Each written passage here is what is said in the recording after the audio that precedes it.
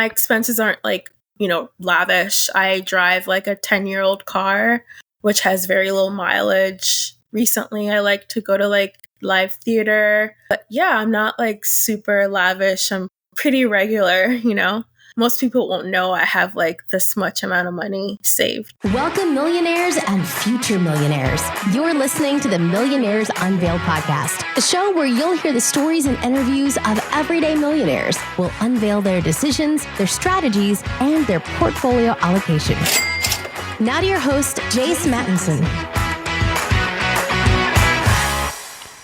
Welcome back to another episode of the Millionaires Unveiled podcast. This is episode number 321. Stace, your voice is back. How's it going? My voice is mostly back. Happy to be back here. Good deal. Well, today we have a almost millionaire episode. She is just shy of about, $900,000. Half of it's in cash. She's got a little bit in her 401k and then some in home equity, first-time homeowner as of recently, that she is turning and doing some projects around, I think, which is pretty commonplace nowadays, especially those of us well, not us. We don't live on the coast, but we travel the coast. But those of you who live on the coast, doing a lot of Airbnb conversions or adding units onto your places to generate some additional income. So that's something that she's undertaking. And going to be a great episode with her. This is Sarah, and she works in analytics. And without any further delay, let's get into the episode with Sarah. Sarah, do you want to just give us a little about your background and what you're up to now? Hi, thank you for having me. So my name is Sarah. I live in the Northeast.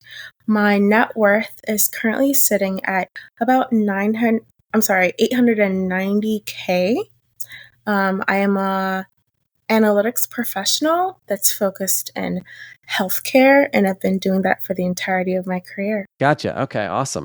So just under $1 million. How is the $1 million, or just under? You said just under 900K. Is that correct? Yeah, just under 900K. Yes. And how is that broken up? So I am pretty cash heavy. So I would say 50% of it is in cash. The other 30 is in investments, and the other is in property.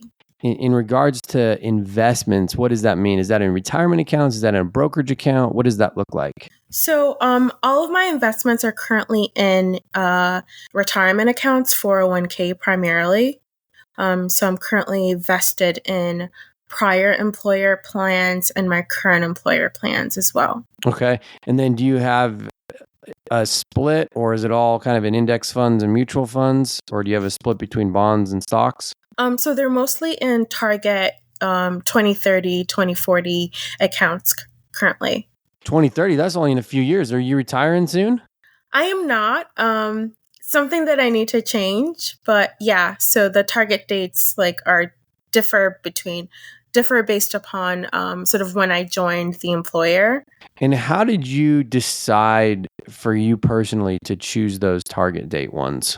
I actually didn't really make I didn't really think about it. I thought about just making sure that if there were dips in the market, I'll be able to absorb that by just essentially just staying in the market. I tend to be a bit conservative, so by picking a longer range plan, it won't be as aggressive as something that is closer to the current date. Interesting.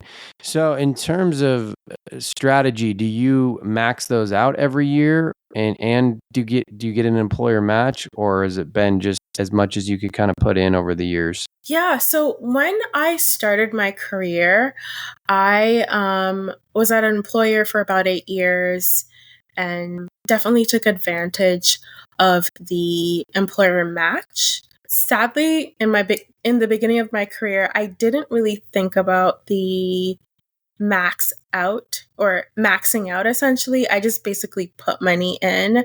So I think I remember back then, prior to the pandemic, I was, contributing for a good amount of years at 10%.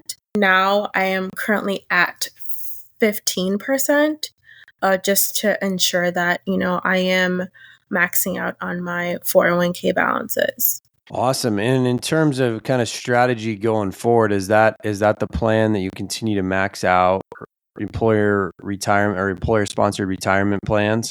Yeah, that's my plan, is to max out and then also take advantage of the employee sponsored plan as well. Okay. And then you mentioned you have some property. Is that in some investments that you have, or is it in primary residence? So it's primarily just my own resident. So I am a fairly new homeowner. I bought in 2001, about 2 years ago.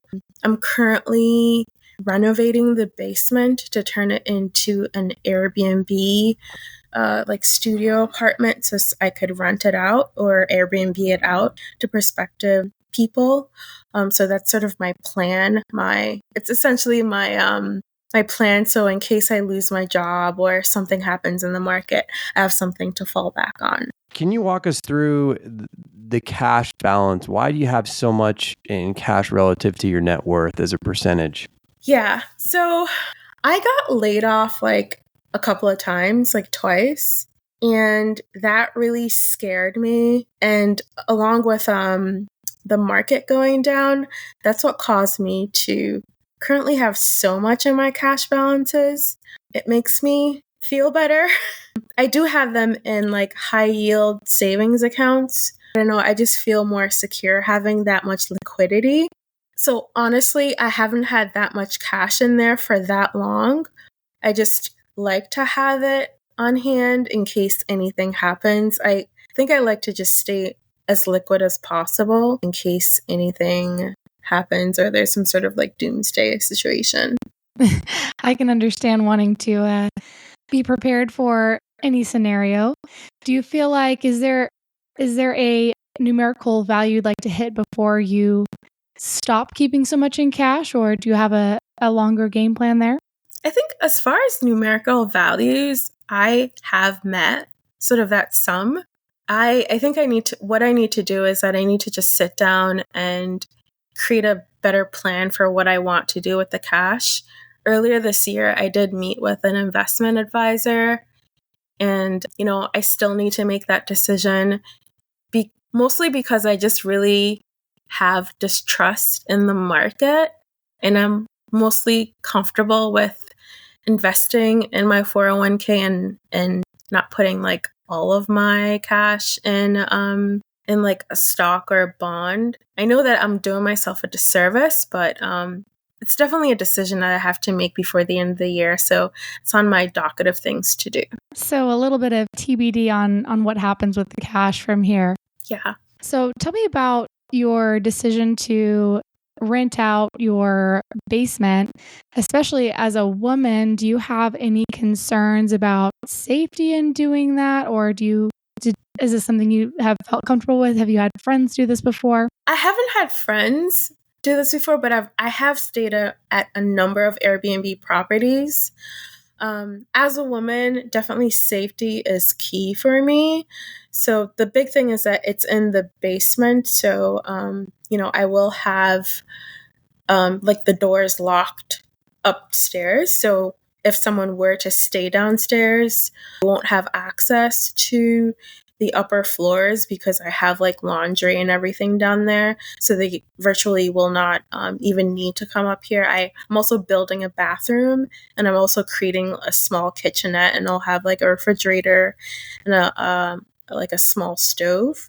So not super concerned about safety, crossing my fingers, but hopefully just putting security measures into place just to ensure my safety. I have had other Airbnbers stay in my spare room. I had a couple earlier this year, and I had a good experience, but I think I would want a guest to be in a different living quarters than I am in. For sure. Absolutely. So let's reverse a little bit. I'd love to hear more about what got you started on this financial journey. Is this something that's always been top of mind, or something you've kind of dove into more as the years have gone by? I've always thought about like making sure that I was financially secure, especially as a woman and still being single. I don't really have like a plan B or a family that could help me out financially. So I've always had to rely upon myself. And as a part of that, I remember early in my career, I made it the goal to save, 30K a year when I wasn't making that much. And I was able to do that. I told myself, okay, I want to save 100K. And then now I would like to be worth $1 million. So it's something that I've always thought about. I've always followed a lot of financial podcasts and influencers. So I kind of, in my universe of people that I speak to and listen to, it's always about finance. Well, very nice. You are well on your way. Congratulations for that. Thank you. Tell us a little bit more about your spending habits, and do you think those will change after you reach that $1 million mark? Well, so I am pretty frugal outside of the renovation budget, which I feel like I'm always like at Home Depot buying something. I work from home, so I don't really have to drive to work. On occasion, I take the train into a neighboring city. My food budget is quite minimal. I mostly cook a lot at home because I'm always at home working. So always make sure that I have food at home.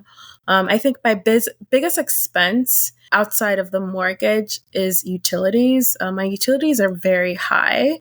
So I try to make sure actually, I'm really not on like a budget, but I try to make sure that I always have money for utilities and like the water bill. So what I do for home expenses is that I have a savings and checking account with the bank that I acquired the mortgage with.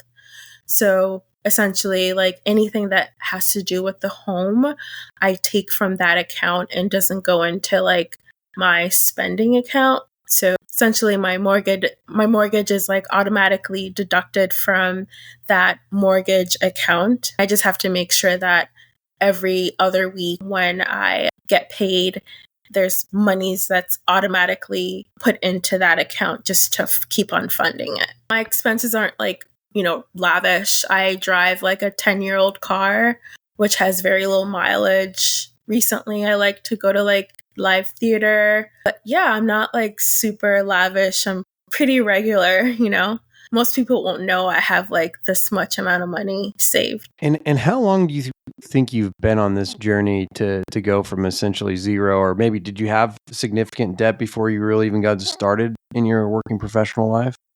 Yeah. So when I first started working, I had about revolving debt of about like between $5,000 and $7,000. That was a terrible decision because I literally felt that ball and chain behind me. So I think right in the same year of the pandemic, I ended up just paying it off. And since then, I really try to keep my balances at $500 or below because I really don't have like that many expenses or really spend that much amount of money. I try to keep it like below that. In the instances where it's gone above 500, I try to pay it off. I've been utilizing my credit card while I've been purchasing things for the renovation of the basement, just in case like I need to return something. It just makes it easier. Once that's done, I typically just pay it off just so that balance doesn't carry over and it doesn't affect my credit score. Talk to us a little bit about the career path that you've chosen in analytics and what that's done in terms of, giving you the ability to kind of propel yourself career-wise and garner quite a bit of money. Yeah. First, like analytics is something that I truly enjoy. I like working with numbers. I like trending, data over time. And that's what I even do with my own financial tracker. Analytics has allowed me to have the flexibility to have an on-demand job. I mean, there's always a role that's out there for me in case, let's say, I don't like my current job now. There's always a job. One thing that, I've been able to do is to really also leverage my skills into different industries. So right now I'm trying to market myself not only in the career space that I'm in the current industry that I'm in, but to be able to leverage and pivot into other industries. Because obviously there's data everywhere. You just really need to learn how to code and understand what's happening in the data and to be able to answer the business questions. So I think analytics has been really good to me. And as far as career growth, I feel that in the first half of my career, I stayed at one job for a long time, and I realized that it really didn't do me service at all. I have thought about, it's really about picking the right company and the right financial incentives that companies offer, such as, a hefty bonus, stock options, and such. So I think the key thing was for me to move to a better company that would align with my financial goals. So I started my career in academia of all places.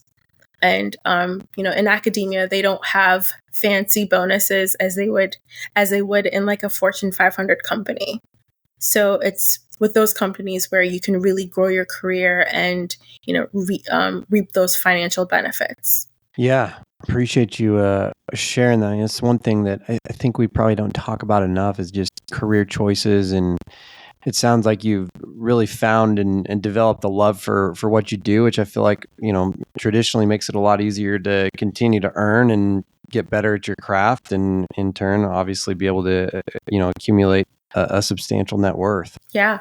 So where does Sarah go from here? Do you have a target net worth down the road? Is there a passive income goal? Is there something out there in the future that you're, lingering towards that you think about frequently? Yeah, I have a couple of things. Definitely passive income with the renovation that I'm doing. So to be able to host Airbnb guests or even have a tenant downstairs, so I can become more, W-2 independent W-2 independent rather than just relying upon a company to always, finance my life, because I have gone through like 2 rounds of layoffs and, you could have a job one day and then the next day they're like, sorry, we don't need you any longer, So, I would like to become more independent, having that Airbnb, possibly starting a business around like maybe analytics consulting that I'd like to do. So thinking about like getting clients.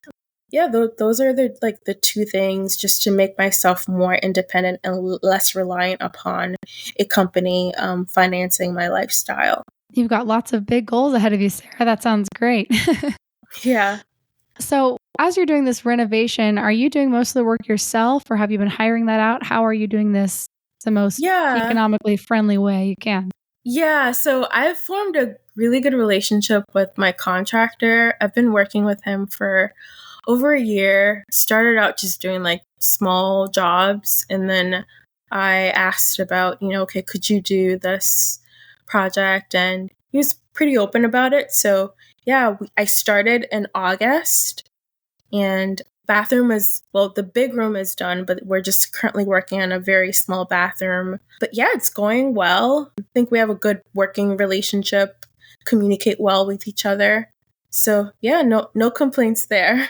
It's just that I haven't like spent that much an amount of money at like Home Depot. So it's quite shocking to like see the cash register and say, oh my God, what? Right. At this point, do I need a contractor card or? Exactly. Yeah. But but luckily, we're almost done, so I'm not spending as much money any longer. But it's definitely been a learning experience for me. Well, congratulations on that. How long has it taken you to grow from the beginning of your financial journey to almost a millionaire to where you are now? I would say about 13 years. Very nice. That's not a long time at all. It can happen to anybody, right? Yeah. I mean, I've always been a big saver. And, I always believed in like delayed gratification. So when all my friends were taking trips and doing all these incredibly expensive things, I would say, well, guys, I'll see you when you come back. So, yeah. And really, that's the way I was able to get my house, I think earlier in my career, everyone was just so focused on like traveling and everything. And, I wasn't a big traveler. So I just kind of like always knew that I would just stay in my own lane. And when I found this house, I pounced on it without any financial hesitation at all. That's great. That's the kind of freedom that you're looking for. Yeah. What is your savings rate today? I would say it's about like 30%. That's great. Yeah. I mean, I don't really have that many expenses because it's just me outside of like the house and, the utility bills, which are like expensive as heck. But welcome to adult life, right? Yeah, and it's just me, and I always think like if I had a whole family, I don't even know how much it would cost because I just don't know. Like everything runs on electric here, but it's just so expensive. I don't understand. So, and it's just me. Yeah. Awesome. Do you? I mean, I guess as you've gone through the last 13 plus years of your journey, is there anything that you've started to splurge on as you've accumulated more wealth? Yeah. I think prior to the pandemic, I was doing some traveling. So I would take like at least like 2 trips a year. After I'm back to just one because I don't know, I just feel like I'm more of an introvert now and like to be at home and do things locally. So 1 trip a year is fine. And also don't really like going away by myself anymore as much as I thought I did. So I think I'm just satisfied with 1 trip a year. Of late, I like going to Broadway shows. So I've been trying to like check out new shows that I can attend just as entertainment and just getting myself to be more social. Yeah, I'm not like a big like designer person or anything. I think a lot of like the pandemic really like shifted the things that were prior to me. Like I used to shop a lot, but now I really don't because I really don't need to, or even the clothes that I have, I can use a lot more. It can go further because I'm not wearing it every single day. Like I don't remember the last time I bought like high heels, and I used to purchase high heels all the time because I had to wear them all the time. So yeah. Listen, no one needs high heels anymore. Thank you, 2020. Yeah. Yeah. So I'm very simple these days. So, I mean, outside of like spending at Home Depot and spending on the house, that's really like the luxury. Awesome. Well, let's wrap up with some rapid fire questions. What's the most expensive pair of shoes that you've purchased now that we're talking about high heels? I would say maybe about like $80. Okay. What about the most expensive meal out that you paid for? I would say about like $200 just for me. Okay. What did you have? I had like a steak and lobster at like a higher end restaurant. So, yeah. Dang, living right. I love it. Yeah.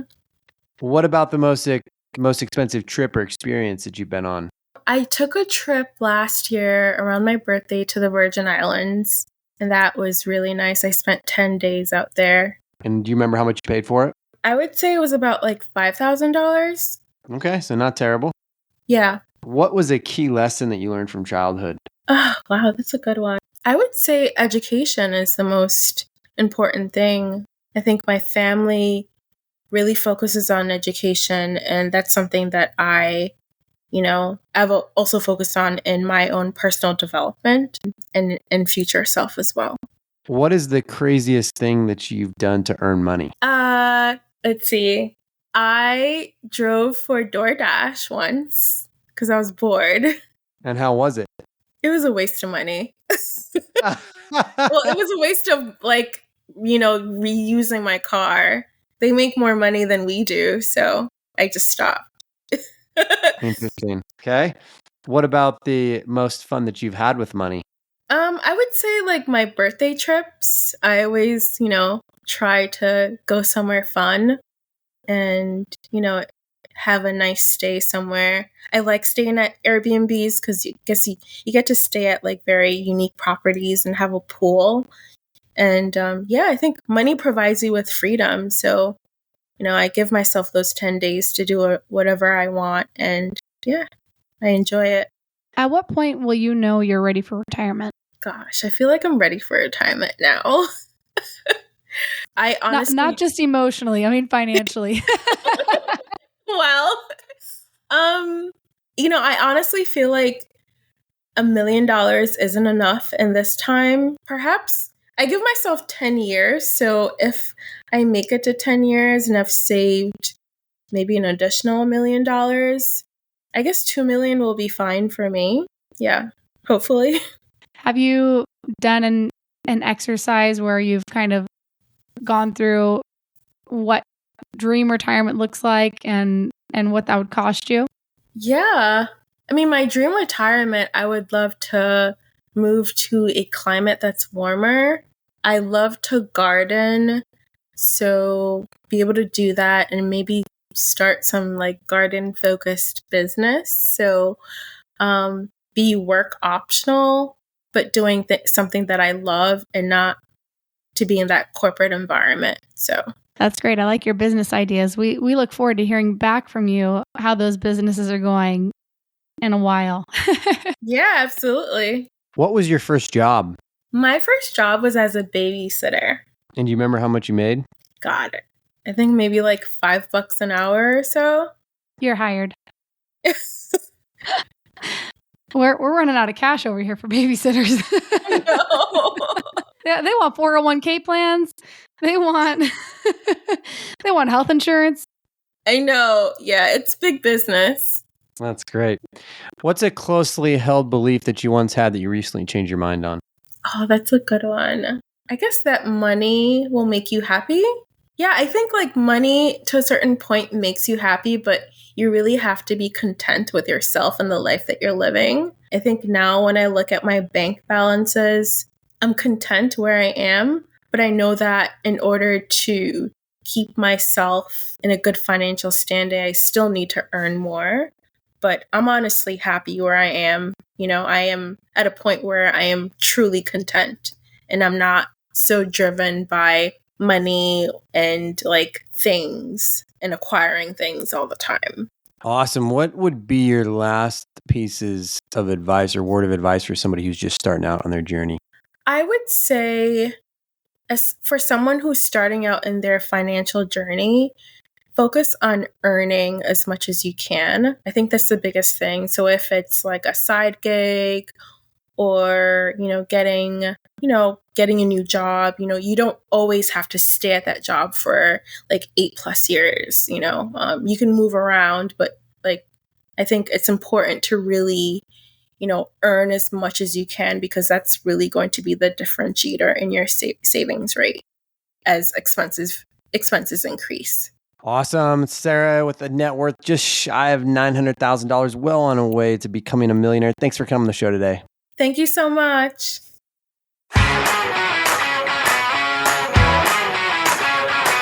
Thanks for listening to the Millionaires Unveiled podcast with Jace Mattinson. For more stories, investment opportunities, and information, check out our website, millionairesunveiled.com. See you next time when you'll hear from another everyday millionaire.